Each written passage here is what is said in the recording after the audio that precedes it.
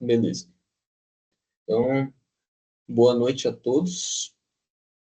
Nós estamos aqui para apresentar o segundo trabalho prático de eletromagnetismo envolvendo campos eletrostáticos e multiplicador de tensão. Eu me chamo Henrique de Oliveira. Meu nome é Henrique Mendes. Eu sou o João. Bem, começando, esse segundo experimento tem como objetivo, então, consolidar, né, as ideias por trás do multiplicador de tensão da balança, utilizando a capacitância de um copo com água, demonstrar a ionização do ar por meio de um circuito de alta tensão, revelando como o ar deixa de se comportar como isolante, e, por fim, realizar 5 experimentos para ilustrar as linhas de campo elétrico. Um resumo inicial: o primeiro experimento abordado vai ser do multiplicador de tensão. Nós vamos usar um piezoelétrico, e esse circuito aqui de baixo, né, é um conjunto de capacitores e diodos que vão aumentar a tensão vinda desse piezoelétrico, né, que é um pequeno materialzinho que, quando você deforma ele, ele libera uma certa tensão. E nós conseguimos, por meio desse circuito feito no laboratório, chegar a mais ou menos 20 volts. O segundo experimento vai ser a balança capacitiva. Nós utilizamos um copo com 2 lâminas de alumínio paralelas entre si, e medimos a capacitância para o copo com 5 quantias de água diferentes. E dessa forma, montando uma tabela, fazendo uma regressão, a gente consegue medir qualquer quantidade de água pela capacitância ou deduzir a capacitância pela quantidade de água. O próximo, né, relacionado à rigidez dielétrica do ar, nós vamos utilizar um circuito de alta tensão, né, utilizando o circuito interno de uma raquete de matar mosquito, e nós vamos conseguir, então, ultrapassar a rigidez dielétrica do ar. E vamos, então, notar, né, a presença de um arco elétrico, como nós vemos aqui. Após, né, nós vamos utilizar uma antena, e por meio da onda eletromagnética recolhida por essa antena, né, que vai ser gerada pela passagem de corrente e consequente quebra da rigidez dielétrica, nós vamos acender uma lâmpada de neon a uma certa distância do circuito sem contato direto. Por fim, nós vamos demonstrar algumas simulações que nós fizemos, né, para mostrar as linhas de campo elétrico de um dipolo, né, esse aqui para mostrar o poder das pontas, de um capacitor de placas paralelas, de uma gaiola de Faraday, né, um capacitor com condutor fechado no meio, e de um capacitor com um dielétrico fechado no meio, um isolante, né. Bem, começando então pelo tópico 1, o multiplicador de tensão. Nesse circuito aqui, né, como eu já mencionei, nós vamos utilizar capacitores, diodos e uma fonte de tensão alternada, que no nosso caso vai ser o piezo, né? Então, os capacitores, eles vão armazenar energia, né? E quando houver uma diferença de potencial em seus polos, né, ele vai liberar essa corrente. No caso do diodo, ele só vai permitir a passagem de corrente em um sentido, né? No caso aqui do positivo para o negativo. E por meio desse arranjo aqui que a gente vê nesse circuito, né, alternando os capacitores e com os diodos subindo e descendo, como a gente vê aqui nessa simulação que nós fizemos no Circuit Maker, nós vamos conseguir amplificar essa tensão, né, que vai ter uma entrada AC, amplificando ela, tendo uma saída DC, né, uma saída direta, de corrente direta. Então, aprofundando um pouco mais aqui, demonstrando como esse circuito funciona, inicialmente nós vamos considerar, né, essa fonte aqui como sendo piezoelétrico, né, como tendo a polaridade positiva para baixo, né? Então, a corrente ela vai sair aqui para baixo, passando aqui por esse diodo e entrando nesse capacitor, armazenando, então, essa tensão V. Quando essa fonte alterna a polaridade, então a corrente vai subir aqui por esse capacitor aqui, vai haver a soma, né, da tensão, V mais V, nesse nó aqui vai ser 2V, vai passar aqui por esse diodo, e então a gente vai ter 2V nesse capacitor aqui de baixo. Seguindo em frente, né, novamente com a alteração da polaridade da fonte, a corrente vai descer por aqui, seguir por esse capacitor aqui, ela não vai subir aqui porque não tem diferença de potencial, então ela vai seguir reto, subir por esse diodo aqui e vir para esse capacitor aqui.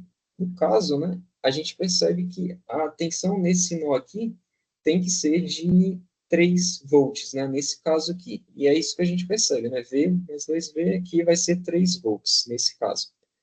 Só que no próximo instante, né, que a fonte alterna de novo a sua polaridade, a corrente vai subir aqui, vai vir por esse capacitor aqui, passar por esse capacitor, descer por aqui e finalmente retornar. Então, nós vamos ter V mais 2V. Então, nesse nó aqui, nós vamos ter 4V de tensão, e é isso que a gente percebe mesmo se a gente for vir aqui por esses ramos aqui de baixo, né? Nós vamos ter 2V desse capacitor, mais 2V desse capacitor, 4V.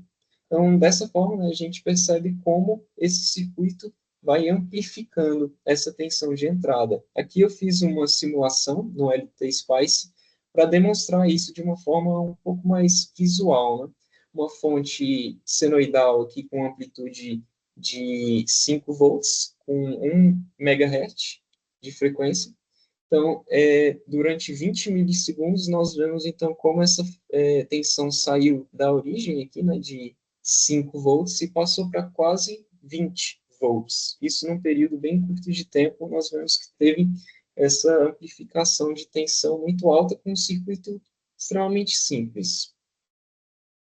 Então, aqui o vídeo, né, do experimento que nós fizemos no laboratório. Eu vou tentar botar ele em tela cheia. Então, aqui está o circuito, né, com os capacitores e com os diodos e com o piezoelétrico conectado ali na ponta. E, né, ao excitar esse piezoelétrico, né, tendo então a liberação de tensão, esse circuito amplifica essa tensão e nós vemos então que nós conseguimos aqui mais ou menos 20,6 volts ao todo, que é algo muito alto para um circuito simples, né, para um piezoelétrico. Então, seguindo em frente, nós temos a balança capacitiva. Muito bom. O tópico 2, que era a balança capacitiva, a gente tinha que fazer uma balança usando a teoria de capacitores. Então, para começar, a gente tem que entender pelo menos, primeiramente, o que é um capacitor. Um capacitor é um componente eletrônico e a sua grande propriedade é que ele tem a capacidade de armazenar energia elétrica.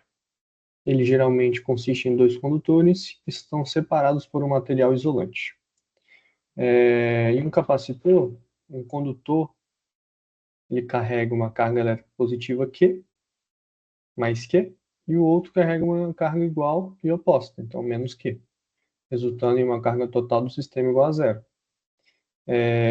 A carga ela se acumula na superfície dos capacitores e a gente pode fazer uma analogia que o capacitor é um dispositivo que armazena fluxo elétrico. E para medir essa quantidade de energia armazenada, esse fluxo elétrico, nós temos a capacitância, que é a propriedade física do capacitor, e ela nos diz o quanto de carga um capacitor pode armazenar por uma determinada diferença de potencial. Então, nós temos aquela fórmula ali, C igual a Q dividido por V. Isso para capacitores puramente simples, né, com 2 placas, 2 condutores, separados por um material isolante, que é igual a essa primeira imagem aí. Agora, a gente pode também ter capacitores formados por dielétricos. E o que são os dielétricos? Eles são materiais não condutores, mas que, em resposta ao campo elétrico externo, sofrem polarização e seus dipolos se alinham ligeiramente, igual dessa forma também da imagem. Mas qual é o objetivo de adicionar dielétricos ou não? Qual é a diferença que faz? Ao adicionar um dielétrico, a capacitância do dielétrico ela aumenta, ou seja, a capacidade de armazenamento de energia ela aumenta, então ele consegue armazenar mais energia. E o nosso experimento era justamente isso, usar um capacitor com um determinado dielétrico e descobrir qual era a relação da sua capacitância com o que a gente ia medir. Pode passar. Então, aí que está o experimento. A gente tinha que projetar e construir uma balança capacitiva que seja usada para medir a massa de corpos. E para isso, a gente escolheu fazer com duas folhas metálicas, papel alumínio, foram colocadas em lados opostos de um copo descartável de plástico. Então dá para ver pela imagem que tem um copo de plástico. Nós colamos papel alumínio dos dois lados. Nós pegamos dois cabos do tipo banana jacaré e eles foram colocados nas folhas metálicas e conectados ao capacete. Então, dá para ver na imagem que eles estão conectados e ligados no multímetro na opção do capacete. No interior do copo foi colocado quantidades diferentes de,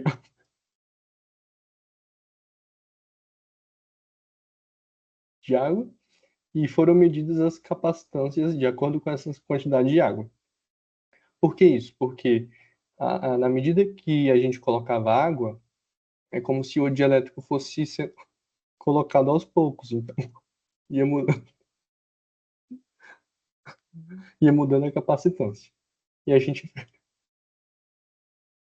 repetiu isso 5 vezes. E, por fim, a gente fez um gráfico para ver se de fato aquilo ali estava com uma boa aproximação e a gente poder encontrar tanto a massa pela capacitância, tanto a capacitância pela massa. Pode passar. Então aí tá. Temos um gráfico. O gráfico preto é as medidas que a gente encontrou na nossa balança, nosso experimento prático. E a linha vermelha é a parte da regressão linear feita pelo software.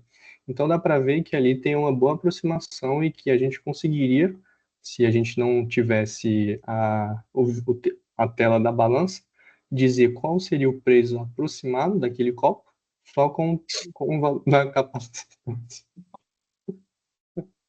E é isso.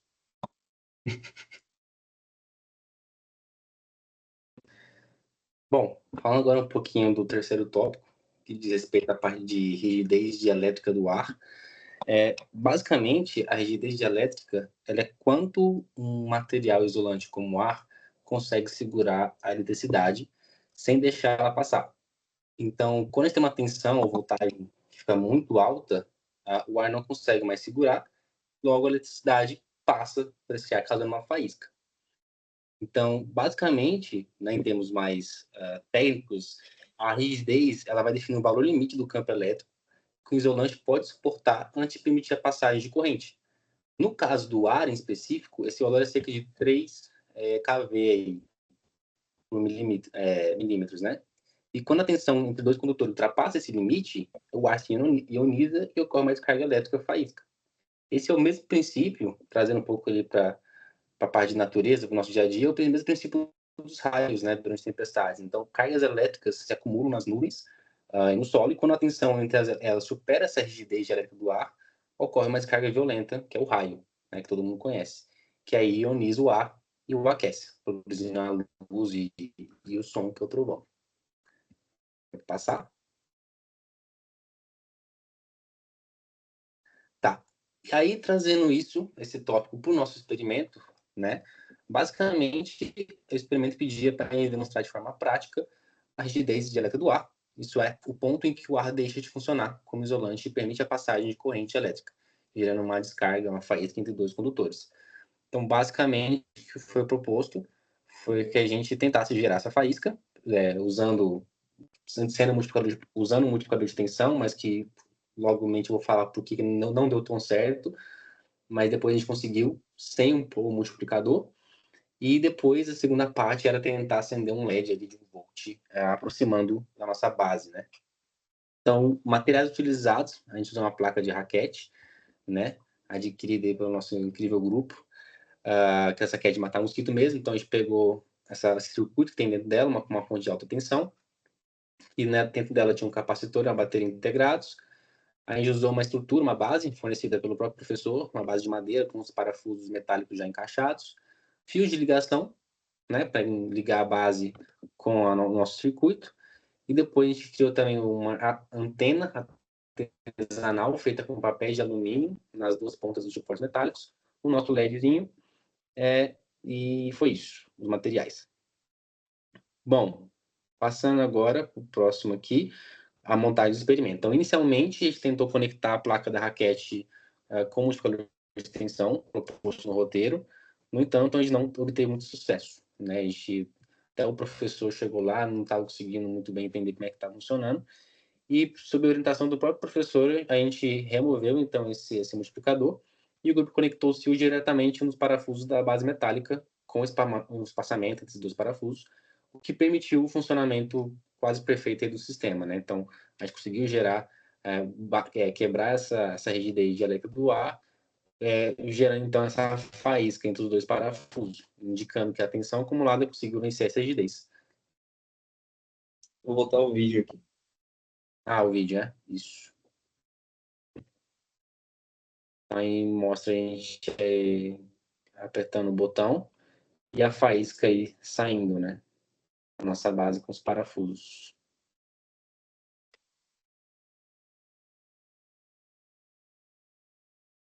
Provando que o fenômeno esperado a gente conseguiu alcançar.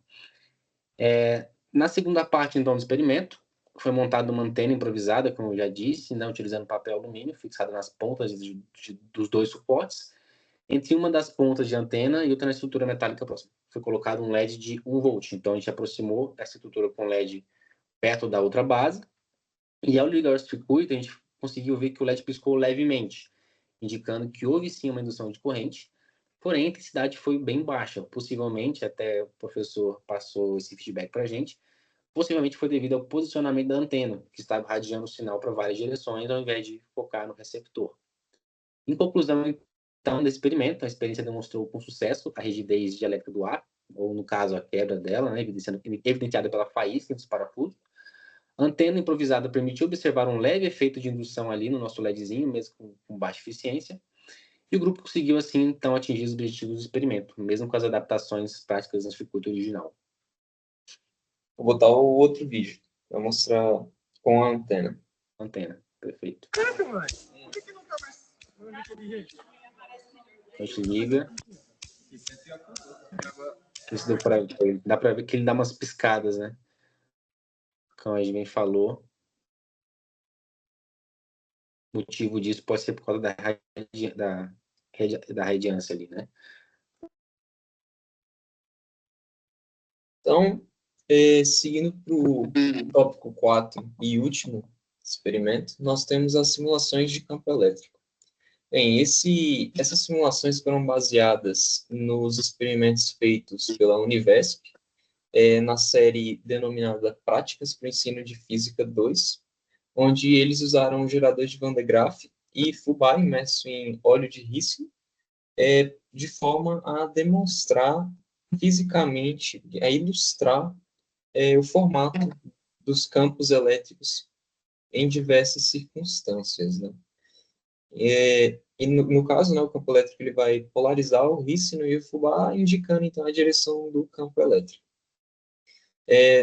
Como já dito anteriormente, né, nós vamos fazer as simulações para as linhas de campo elétrico de um dipolo, para demonstrar o poder das contas nessa geometria fina aqui, em um capacitor de placas paralelas, em uma gaiola de Faraday e um capacitor com energia elétrica.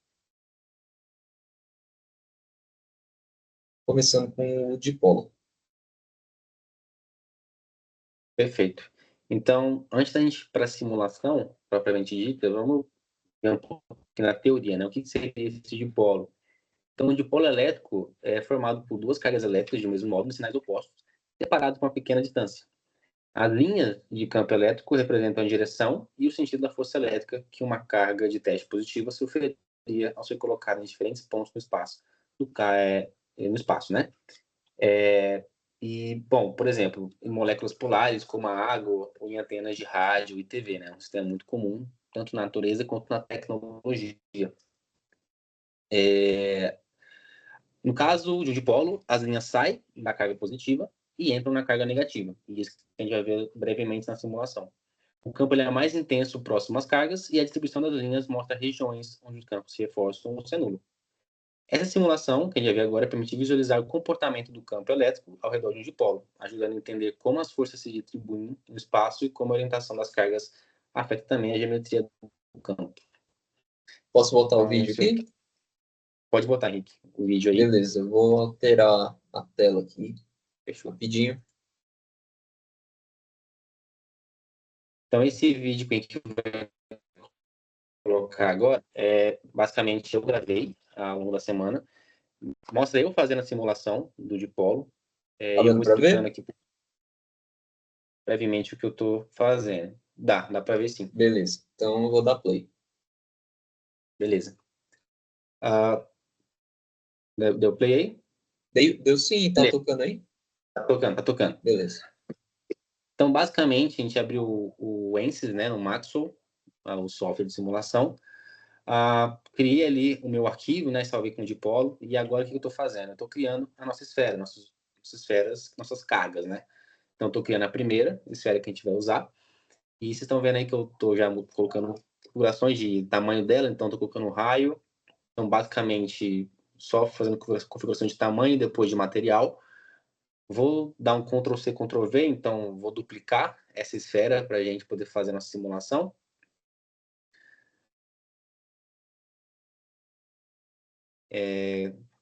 Né? Aí eu já dupliquei, então vou colocar ela a uma distância ali de 50 milímetros de uma para outra e vou mudar o material delas, né?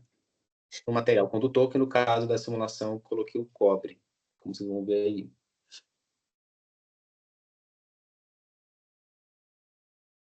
É uma simulação até bem simples, bem rápida de se fazer, vocês vão ver que vai ser bem tranquila, não tem muito segredo. E depois a gente vai comparar com o que foi mostrado no vídeo proposto.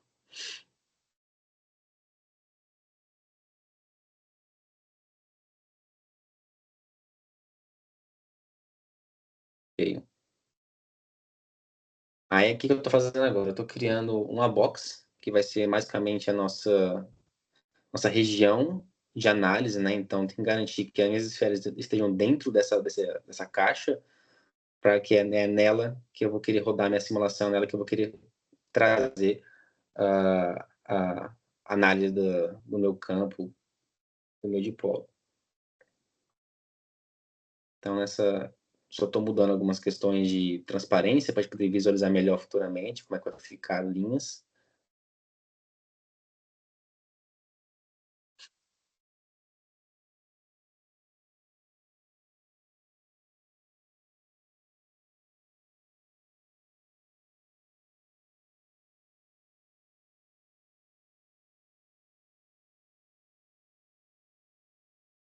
Aí eu criei a nossa região de simulação.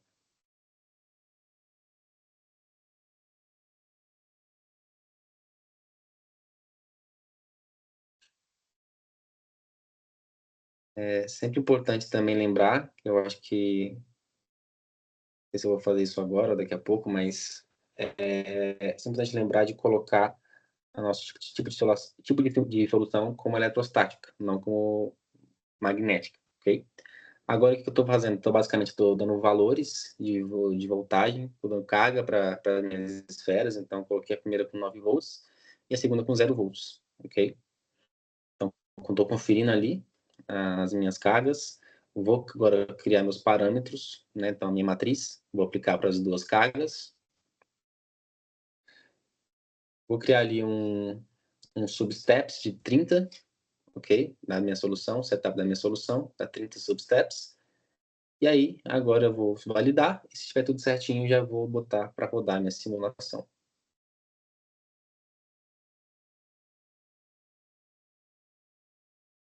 Ela é bem tranquila, ela vai simular bem rapidamente.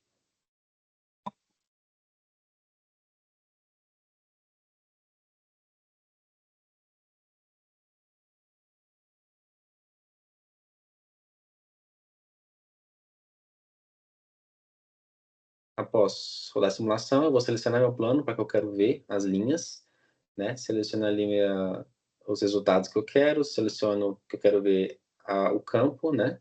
E aí tem, então, a minha simulação mostrando exatamente como mostra no vídeo proposto, né? Tem as minhas linhas saindo da minha esfera positiva, indo para a minha esfera com carga negativa, ok? E a gente pode ver que as linhas perto da esfera da carga maior são mais acentuadas, né? São uma maior força. Então, exatamente como mostra lá no vídeo proposto do experimento com o dipolo. Então, mostrando que a nossa simulação deu certo, faz sentido. Eu acho que Vou voltar aqui para pode voltar. a apresentação. Isso. Aí, exatamente o que a gente viu na simulação dele. As linhas de campo seguem a mesma direção, mesmo formato. Isso. Então, seguindo em frente para a simulação para a gente mostrar o poder das pontas. Então é isso. Então a simulação do poder das pontas é para a gente ver o fenômeno eletrostático do chamado poder das pontas, que descreve a tendência das cargas elétricas a se acumularem nas extremidades pontiagudas dos condutores. Esse efeito ele resulta em um campo elétrico mais intenso nessas regiões. Então a gente pode ver nessa imagem aí que está tendendo para a ponta do cone. E isso pode levar à ionização do ar ao redor e à formação de descargas elétricas. Uma aplicação prática são os para-raios, que são os dispositivos que utilizam uma ponta metálica para atrair e conduzir descargas atmosféricas para o solo, protegendo estruturas de danos causados por raios. Então, se tiver uma estrutura pontiaguda em uma região e em outra não tiver, a tendência a cair esse raio vai ser nessa região onde tem esse objeto pontiagudo. Pode passar o vídeo de eu fazendo essa Beleza. simulação. Vou E eu botar. fiz de forma semelhante ao João, que é eu gravei, coloquei as minhas dimensões e aqui eu vou narrar para vocês. Beleza. Então a gente começa selecionando o Maxwell 3D, nuances. Tendo como base aquele vídeo, a gente vai fazer um cone, né, inicialmente. Então a gente cria esse cone e a gente vai editar as dimensões desse cone. Vamos ver.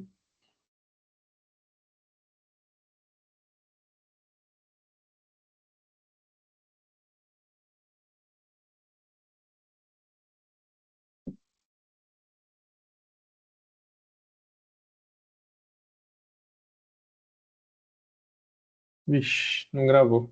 Eu acho que na sua gravação ele acabou não pegando a janela das dimensões, mas não tem problema Ó, eu não. vou falar, pausa aí o vídeo. Eu fiz um cone, eu coloquei ele no eixo Y, então dá para ver que ele está na direção do eixo Y, com a base no eixo XZ. O raio superior dele vai ser 0, justamente para ter uma ponta. O raio inferior dele vai ser 3 e a altura dele vai ser 20. Então ele vai estar exatamente dessa forma. Pode despausar. E aí, de forma semelhante ao vídeo, vai ter uma caixa, uma placa retangular na frente desse cone. Porque vai ter uma certa diferença de tensão ali entre os dois. Essa placa retangular, como eu devo estar editando aí agora e não está aparecendo, ela foi centralizada na ponta desse cone, lá em cima, lá na frente.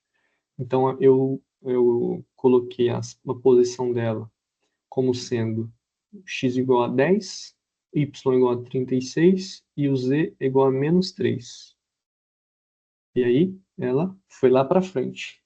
O tamanho dela em x é menos 20, o y é 1 e o z é 6. Beleza. Depois disso, se eu não me engano, eu renomeei o meu cone ou a minha caixa para adicionar aquele fator de, como é que fala? Não plágio, né, que o professor disse. Isso. Então eu botei minhas iniciais e minha matrícula ali, H. Henrique Mendes, da minha matrícula 2320, 37866. E depois disso, como não tinha buraco, né, furo, eu coloquei ali mesmo. Depois disso, eu fui ali em cima em Solution Type, selecionei que é o modelo eletrostático, que a gente ainda está na eletrostática, certo? Vou esperar aí eu encontrar isso daí.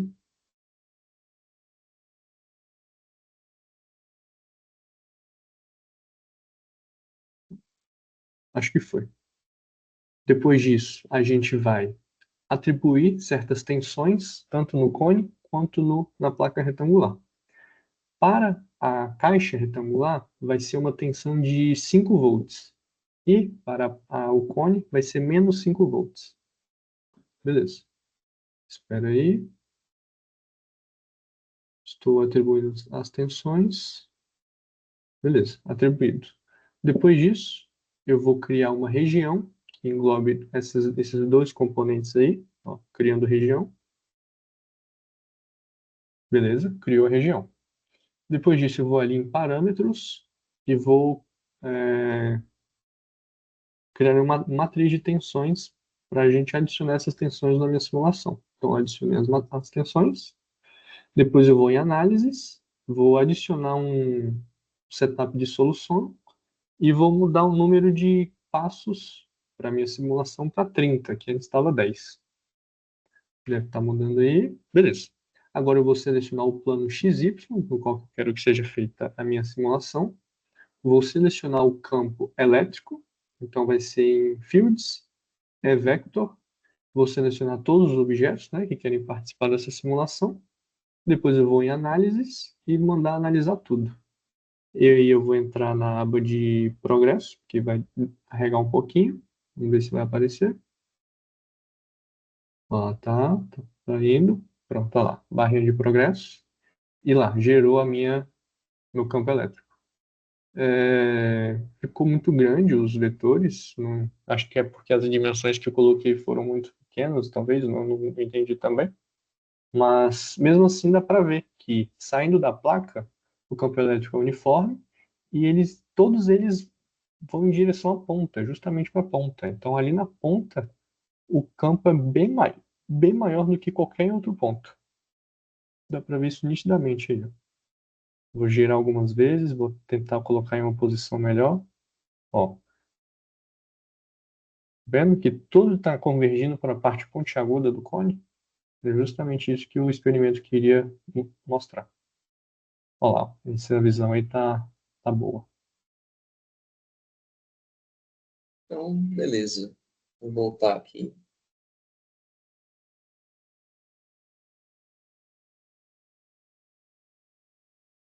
Então, seguindo para o próximo, né, eu vou mostrar então a simulação do capacitor, da gaiola de Faraday e do capacitor com dielétrico fechado não condutor.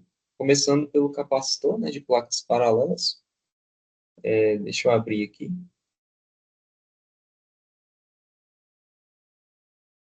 No caso, né, uma explicação breve. No caso, a gente já vem explicando, né? O Henrique já até deu uma explicada boa no que é um capacitor. Ele vai ser formado por placas condutoras paralelas, separadas por um espaço vazio. E quando nós ligamos uma fonte de tensão ao capacitor, uma placa vai receber carga positiva e a outra vai receber carga negativa. E isso vai gerar um campo elétrico uniforme entre as placas, apontando da placa positiva para a placa negativa, como a gente pode ver na imagem aqui. Então, deixa eu alterar aqui para o vídeo.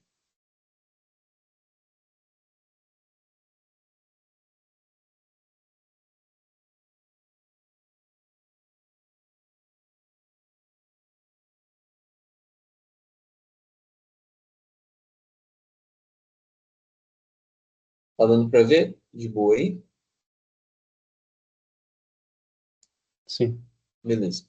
Então, né, como todos os outros, a gente entra aqui no Maxwell 3D.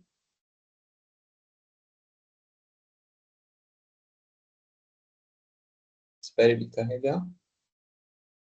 E então eu vou começar aqui criando um sólido retangular, né, para ser a nossa placa, nossa primeira placa. Eu crio ele inicialmente com dimensões quaisquer e depois eu ajusto ele para posteriormente, né, eu conseguir deixar a segunda placa com as mesmas dimensões de uma forma um pouco mais fácil. Então, eu criei a primeira placa, e aí eu crio a segunda, né, paralela a ela, uma certa distância do eixo Y, e aí eu boto o mesmo tamanho, né? No caso, uma distância de 10 milímetros e o mesmo tamanho, ficando dessa forma.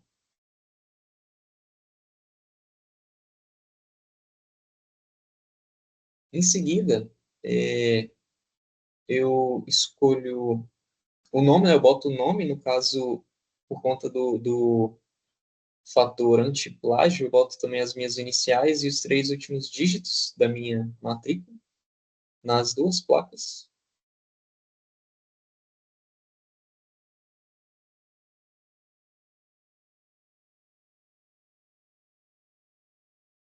E seguindo em frente, então, eu crio, na verdade, eu boto o Solution Type Electrostatic, né, que a gente vai trabalhar só com regime eletrostático, e eu defino, então, as tensões, né? No caso da placa direita, a gente vai ter uma tensão de 5 volts, positivo, e no caso da placa na esquerda, eu deixei 0 volts. Em seguida, eu boto o material, né? Essas duas placas vão ser compostas de cobre, como eu acabo de fazer aqui, e eu crio, delimito, né, a região na qual essa simulação vai acontecer. Eu vou ali em parâmetros, né, e designo uma matriz com essas duas tensões. Eu adiciono um solution step com 10 passos. Eu já adiciono no meu campo, né, eu seleciono, né, o plano perpendicular e seleciono ali o meu campo, né, em Field Overlays, vou em análise e analiso tudo, eu tenho que salvar o projeto ali. E ao salvar, ele já vai analisar e mostrar como esse campo elétrico se comporta.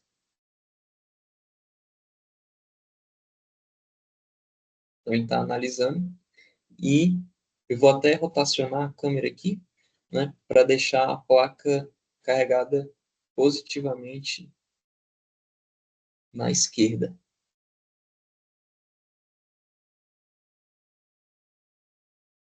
Como eu mostro aqui, 5 volts na esquerda. Então, a gente vê como esse campo elétrico aqui vai se direcionar da placa carregada positivamente para a placa carregada negativamente, no caso com 0 volts, né? De maneira uniforme, assim como foi mostrado na parte teórica. Voltando para os slides.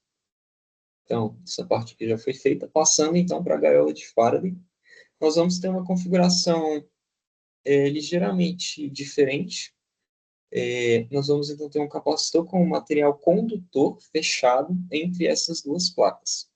No caso, o campo elétrico dentro, né, desse condutor aqui vai ser nulo e entre, né, as placas e o condutor, o campo será intenso. A gente pode pensar como esses lados, né, desse condutor como sendo, na verdade, uma placa de um capacitor, né? Vai ter essa interação entre essas duas placas aqui e essa interação entre essas duas placas. Então, eu vou mostrar o vídeo disso acontecendo na simulação.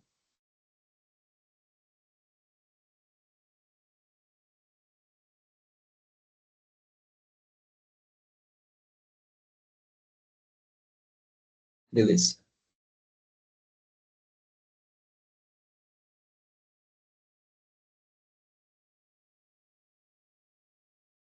Então, aqui eu já começo, eu uso, né, a mesma base do capacitor de placas paralelas. Eu só boto um retângulo ali no meio, né, que vai servir como o material condutor, né, como a gaiola vazada, né, condutora.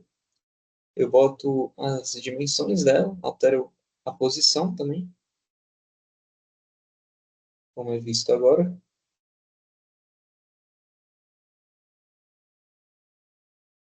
Beleza? mesma altura das outras placas, né? E eu crio, então, um outro sólido ali no meio, que vai servir para eu furar, né? Essa placona que eu criei justamente para vazar ela, para deixar ela vazada no meio. Inicialmente eu crio uma indo de ponta a ponta, né? Mas eu vou editar agora as dimensões dela de forma a deixar a placa externa, né, com um furo retangular no meio, mas sem exceder os limites superior, inferior e laterais dela. Aí dessa forma, centralizado. Aí eu vou selecionar as duas agora. Seleciono as duas e dou um subtract, justamente para fazer esse furo ali no meio, dessa forma. Agora eu vou só atribuir o material, né? No caso vai ser o cobre também, afinal, né, nesse primeiro caso é um condutor, cobre, e eu já boto para analisar novamente. Então, aguardando analisar e tá aí, né? O campo elétrico dentro do condutor é nulo, ele é zero.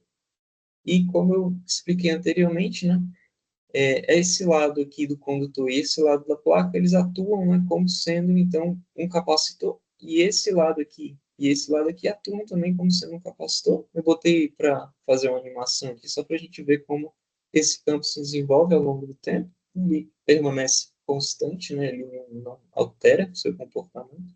O campo lá dentro vai ser sempre nulo, contanto, né, que essa placa aqui seja condutora. Então, voltando para a apresentação. Para o último experimento, nós vamos ter, então, a gaiola sem condutor. Vai ser um capacitor com um material não condutor, né? Nós chamamos de dielétrico, vai ser fechado ali no meio.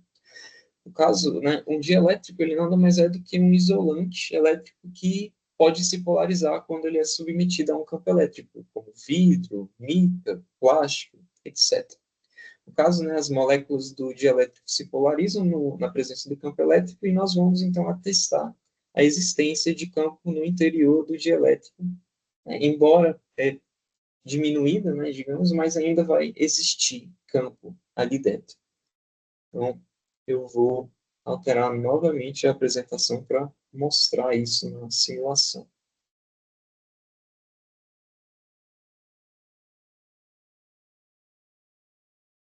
Então, o que basta fazer aqui é só alterar, né, o material dessa placa aqui interna, eu boto como vidro, né, que é um isolante, e eu já boto para rodar a simulação novamente.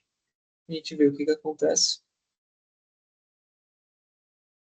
Aqui, como a gente pode ver, assim como eu acabei de falar, vai existir campo ali dentro, mesmo que seja de menor intensidade do que o campo externo, ele ainda vai existir campo ali dentro. Eu vou animar novamente para a gente poder ver esse campo se desenvolvendo ao longo do tempo de forma mais clara. E aí tá. A gente consegue atestar claramente a existência de campo ali dentro quando essa placa fechada, né, esse sólido fechado, vazado ali no meio, é, não é um condutor, né, é um isolante. E as simulações eram essas. Então, deixa eu voltar aqui para a apresentação. Nós passamos então para o fórum de discussão. Onde vocês querem começar?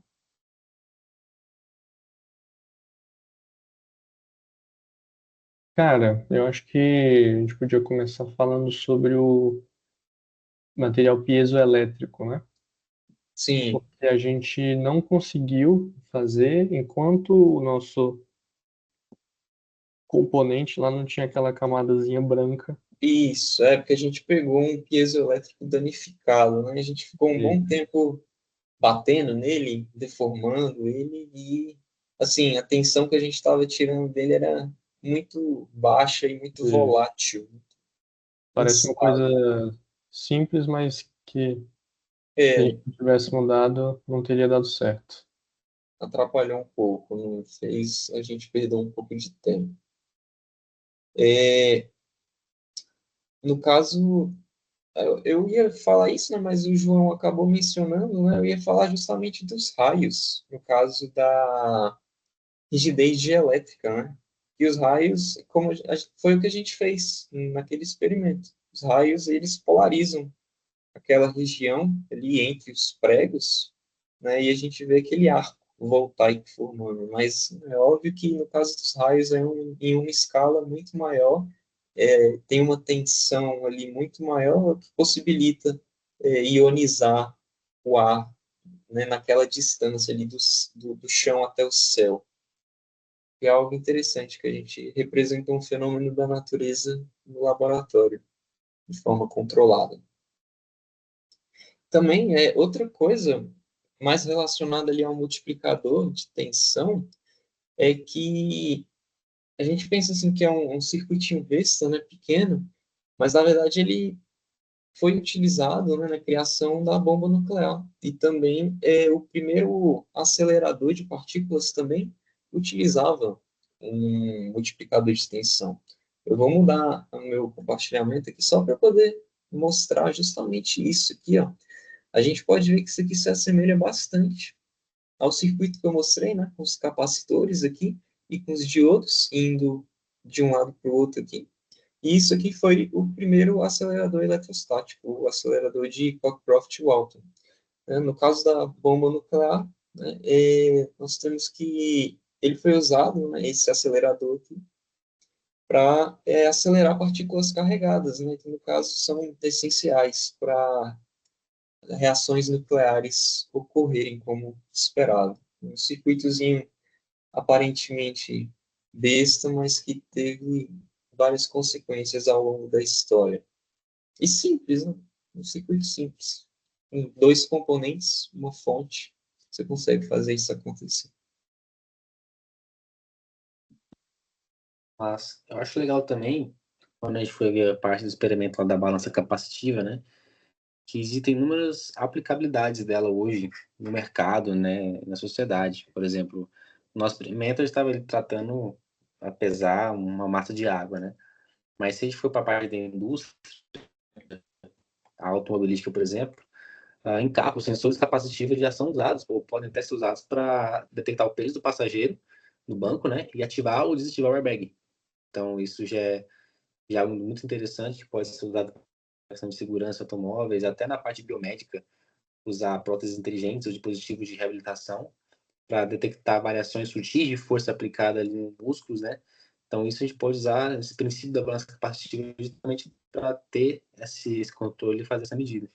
Então, a gente vê Sim, que tem muita aplicabilidade hoje.